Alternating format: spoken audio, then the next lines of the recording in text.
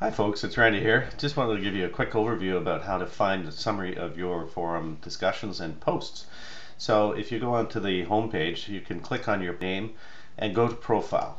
That page will have your description in terms of what you posted there as an introduction, but you also have an opportunity to look at different user details, etc.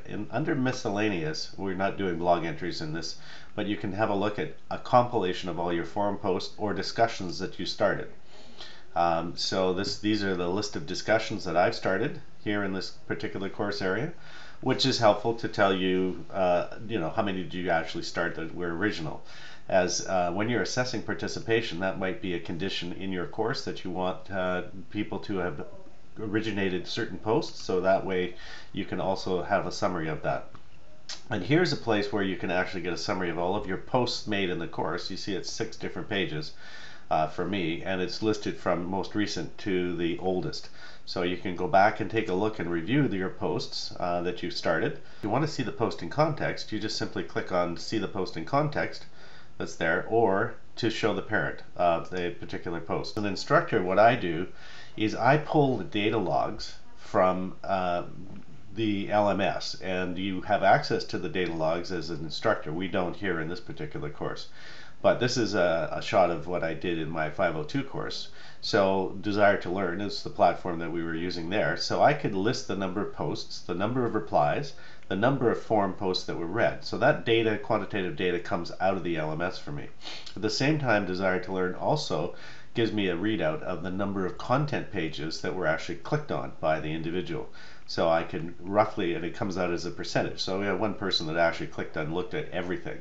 We have another person here who only looked at and viewed 79% of the sessions, but had a large number of posts in terms of what was done.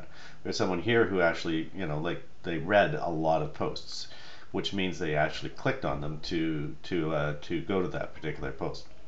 And the other thing that Desire to Learn did provide for me was the number of logs into the actual course area. So you can see that gives me, so this is quantitative information. So what do I do with it?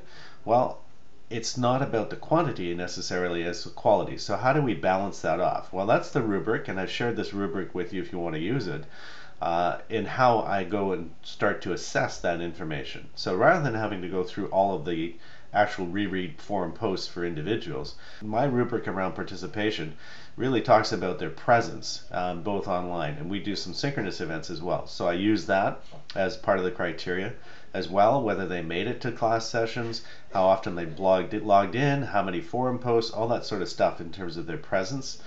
And lastly, one of the things that Rick discussed in the video, and you'll see in some of the forum posts, is quality.